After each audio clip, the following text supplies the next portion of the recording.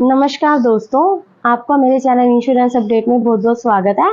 तो आज की वीडियो में मैं आपको टर्म इंश्योरेंस के बारे में बताऊंगी और जो क्वेश्चन टर्म इंश्योरेंस लेते हुए लोगों के मन में बार बार आते हैं, फ्रीक्वेंटली आस्क्ड क्वेश्चंस, उनके बारे में मैं आपको बताना चाहूंगी अपनी आज की वीडियो में। तो आज की वीडियो में बने रहिए क्योंकि ये वीडियो उन लोगों के लिए बहुत ही इंपॉर्टेंट है जो टर्म इंश्योरेंस प्लान लेना चाहते हैं इन फ्यूचर। ठीक है जी, चलिए वीडियो की ओर चलते हैं। तो सबसे पहले टर्म इंश्योरेंस प्लान होता क्या है, इसके बारे में मैं आपको डिस्क्राइब करूंगी। टर्म इंश्योरेंस प्लान वो होता है जिसमें हमारे द्वारा कंपनी को फिक्स प्रीमियम पे किया जाता है और उसके बदले में company in case of death आपको सम एश्योर्ड प्रोवाइड करती है आपकी फैमिली को, जो 1 करोड़ 1.5 करोड़ या 2 करोड़ जो भी हो, आपने जिस हिसाब से पॉलिसी लिया वो आपकी फैमिली को प्रोवाइड कर दिए जाएंगे इन केस ऑफ डेथ। तो चलिए चलते हैं आगे और क्वेश्चन कौन कौन से आस्क किए जाते हैं इसमें और ये इंपॉर्टेंट क्यों है हमारी लाइफ में। टर्म इंश्योरेंस उन लोगों के लिए तो खासकर बहुत इंपॉर्टेंट है जिनकी फैमिली में एक ही पर्सन ब्रेड अर्नर होता है, मीन्स एक ही पर्सन कमाने वाला है, एक ही पर्सन अर्न करने वाला है, उनको टर्म इंश्योरेंस जरूर लेना चाहिए। क्योंकि क्या होता है, अब भगवान ना करे in case of unconditionally death और अनसर्टेनिटी ऑफ डेथ, उस फैमिली को बहुत सारे फाइनेंशियल इश्यूज हो जाते हैं। तो इन फाइनेंशियल क्राइसिस से बचने के लिए उस फैमिली को फाइनेंशियल प्रोटेक्शन प्रोवाइड की जाती है टर्म इंश्योरेंस के द्वारा। तो हमें टर्म इंश्योरेंस जरूर लेना चाहिए जिनकी फैमिली में ओनली 1 ही ब्रेड अर्नर पर्सन है। ठीक है जी, और अब चलिए चलते हैं। सबसे पहला क्वेश्चन जो पूछा जाता है टर्म इंश्योरेंस लेते हुए बंदे के मन में आता है कि हमारी लाइफस्टाइल हैबिट्स है वो मैटर करती है टर्म इंश्योरेंस में। यस, उसके बारे में पूछा जाता है टर्म इंश्योरेंस लेते हुए कि आप स्मोकर हैं, नॉन स्मोकर हैं या रेगुलर स्मोकर है, ओकेजनल स्मोकर है, ये सारी चीजें पूछी जाती है क्योंकि कंपनी उसके अकॉर्डिंग ही प्रीमियम सेट करती है आपके टर्म इंश्योरेंस का। क्या होता है, क्योंकि अगर कोई बंदा रेगुलर स्मोकर है और रेगुलर अल्कोहलिक है, बंदा अल्कोहल डेली पीता है, तो डेली लेता है अल्कोहल, तो क्या होगा इस केस में, उस बंदे का रिस्क ज्यादा होगा कंपनी को, उसका कवर, इसलिए ज्यादा प्रीमियम पे करना पड़ेगा कंपनी को उस बंदे को टर्म इंश्योरेंस लेते हुए। और आप कहीं सोचे कि हम मिसलीडिंग फैक्ट कर दे, तो ऐसा नहीं करना चाहिए आप लोगों को। क्योंकि क्या होता है, अगर आपने कोई मिसलीडिंग फैक्ट कर दिया, आप स्मोक करते हैं या अल्कोहल लेते हैं और आपने कंपनी को गलत इन्फॉर्मेशन दे दी, मिसलीडिंग इन्फॉर्मेशन प्रोवाइड कर दी, और उस टाइम पे क्लेम के टाइम पे फैमिली को क्लेम ही नहीं मिलेगा, क्लेम रिजेक्ट हो जाएगा अगर उनको पता चल जाता है कि आपने गलत स्टेटमेंट या गलत इन्फॉर्मेशन प्रोवाइड की थी अपने इंश्योरेंस लेते हुए। तो इससे बड़े इन चीजों से बचने के लिए कि आप सही बताएं अपनी लाइफस्टाइल हैबिट्स को, कंपनी को इंश्योरेंस लेते हो उसमें क्या होगा, फर्क ये होगा, थोड़ा सा प्रीमियम ज्यादा लेंगे वो, और कुछ नहीं होएगा। ठीक है जी, इसमें सेकंड पॉइंट होता है जो लोगों के मन में क्वेश्चन आता है कि पर्सनल एक्सीडेंट कवर और टर्म इंश्योरेंस में क्या फर्क होता है। Can term insurance vary from personal accident cover? जी यस, वेरी करता है। टर्म इंश्योरेंस जो होता है उसमें क्या होता है, डेथ किसी भी तरह से होए, एक्सीडेंट से होए, चाहे वो हेल्थ इश्यूज से हो, चाहे किसी डिसीज से हो या किसी अदर रीजन से हो, तो वो टर्म इंश्योरेंस में कवर होता है। लेकिन आपके पर्सनल एक्सीडेंट में सिर्फ जो डेथ बंदे की ड्यू टू पर्सनल एक्सीडेंट मतलब एक्सीडेंट से होएगी, सिर्फ वही कवर होएगी। और इसके प्रीमियम में भी डिफरेंस होता है। टर्म इंश्योरेंस कॉस्टली होता है लेकिन आपका जो पर्सनल एक्सीडेंट कवर है वो रिजनेबल होता है। सपोज जैसे नीवा बुका या अदर एक दो और कंपनी है जिसमें 50 लाख का आपको ओनली 6000 में मिल जाएगा पर्सनल एक्सीडेंट कवर। लेकिन पर्सनल एक्सीडेंट में सिर्फ आपकी जो डेथ है वो एक्सीडेंट से कवर होगी, जो भी डेथ हुई होगी, तो ये आपकी फैमिली को प्रोटेक्शन मिलेगी, नहीं तो नहीं मिलेगी। और टर्म इंश्योरेंस में किसी भी वजह से डेथ हुई होगी और आपकी फैमिली को प्रोटेक्शन मिल जाएगी इन केस ऑफ डेथ। ठीक है जी, अब इसमें थर्ड पॉइंट ये है कि जो टर्म इंश्योरेंस है उसमें प्रीमियम वेरिएबल होता है लॉन्ग पीरियड ऑफ टाइम में या सेम रहता है। आपका जो प्रीमियम है वो फ्रीज हो जाता है, जो आपने फर्स्ट पे में दिया है ना, पेइंग टर्म में, उतना ही रहेगा हर टर्म में। मतलब वैसे उसमें बेस प्रीमियम में कोई चेंज नहीं आएगा, लेकिन अगर गवर्नमेंट की तरफ से जैसे अब जीएसटी सपोज 18% चल रहा है टैक्स जो है जीएसटी वाला, तो वो चेंज हो जाता है, तो वो चेंज होएगा, लेकिन बेस प्रीमियम आपका सेम रहेगा। अगर आपने 10,000 की किस्त दी है तो 10,000 की अगले साल जाएगी, उसमें कोई चेंज नहीं आएगा, कोई वेरी नहीं करेगा टर्म इंश्योरेंस प्लान में।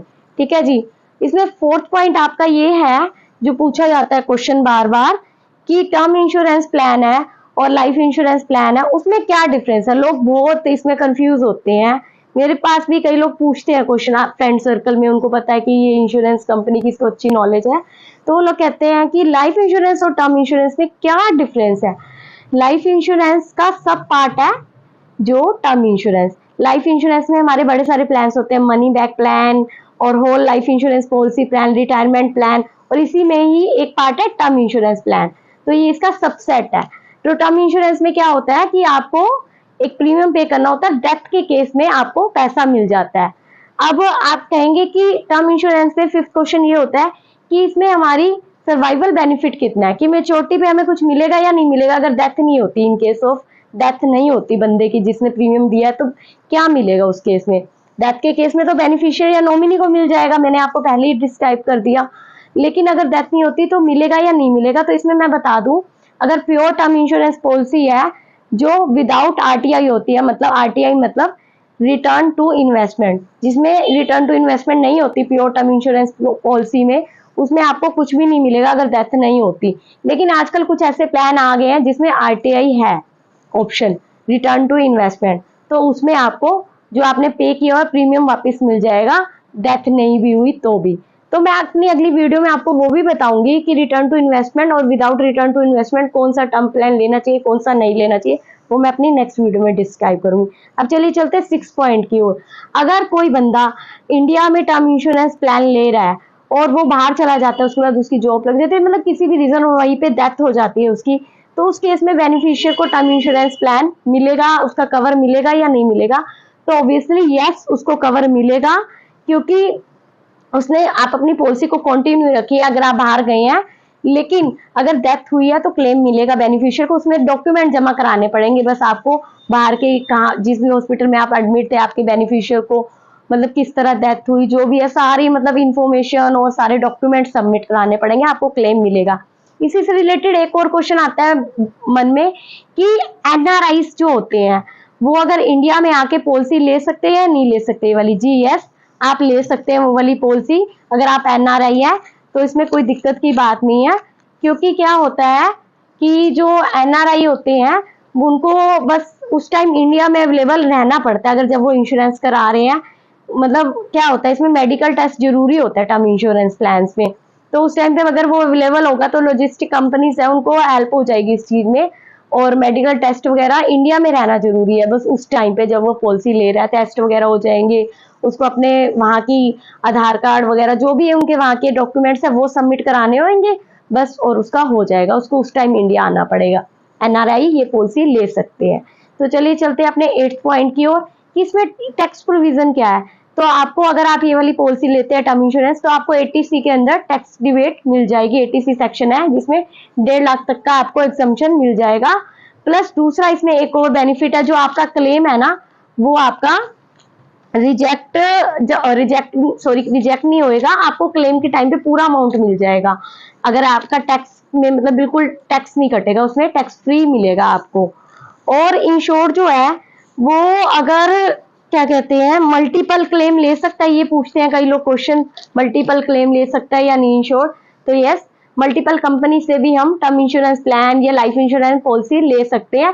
बस हमें पहली कंपनी, सपोज एक कंपनी ए है या दूसरी कंपनी बी है, तो एक दूसरे को इन्फॉर्म करना होगा, क्योंकि जब भी हम टर्म इंश्योरेंस लेते हैं तो डिस्कस करके ही लिया जाता है कि आपने पहले कहाँ से पॉलिसीज करा रखी है, उसी के अकॉर्डिंग एक फाइनेंशियल क्राइटेरिया मेंटेन करके आपको दिया जाता है। आपको इन्फॉर्म करना है, लेकिन आप ले सकते हैं मल्टीपल कंपनी से टर्म इंश्योरेंस या लाइफ इंश्योरेंस, और आपको सारी कंपनी से क्लेम भी मिल जाएगा इन केस ऑफ डेथ। एक से नहीं मिलेगा, सारी से मिलेगा। क्यों? क्योंकि आपने पहले ही बताया था अपनी पॉलिसी में। और दूसरा, आप सारी कंपनियों से अगर मल्टीपल से ले रहे हैं तो आपको मिलेगा ही मिलेगा, इसमें एक कंपनी का दूसरी कंपनी से रोल नहीं होता। बस जब भी आप टर्म इंश्योरेंस प्लान लेते हैं तो आपके इनकम के बिहाफ पे आपको टर्म इंश्योरेंस दिया जाता है, आपके आईटीआर के बिहाफ पे वो चेक की जाती है कि आप 1 करोड़ का ले सकते हैं, 2 का, 3 का, 4 का, 5 का, आपके इनकम के उस पे बेस पे। ठीक है। और इसमें लास्ट पॉइंट ये है कि कई लोग क्वेश्चन करते हैं कि टर्म इंश्योरेंस प्लान पोर्ट हो सकता है। तो नहीं, टर्म इंश्योरेंस प्लान कभी भी पोर्ट नहीं होता, आपने जिस कंपनी से लिया है उसी से ही चलेगा। और हेल्थ इंश्योरेंस की तरह ये पोर्ट नहीं होएगा आपका। और टर्म इंश्योरेंस जो भी आपने प्लान लिया है वो अगर आप किसी और कंपनी से लेते हैं तो आपको फ्रेश पॉलिसी लेनी पड़ेगी, एक फ्रेश कॉन्टैक्ट बनेगा। जो आपका चल रहा है वो सेम कंपनी से चलेगा, वो पोर्ट नहीं होता कभी भी। तो आज की वीडियो में इतना ही, और मेरी वीडियो को ज़्यादा से ज़्यादा लाइक करें, शेयर करें, सब्सक्राइब करें और शेयर तो जरूर ही करिए ताकि और लोगों को भी इस इंफॉर्मेशन के बारे में पता चल सके। थैंक्स।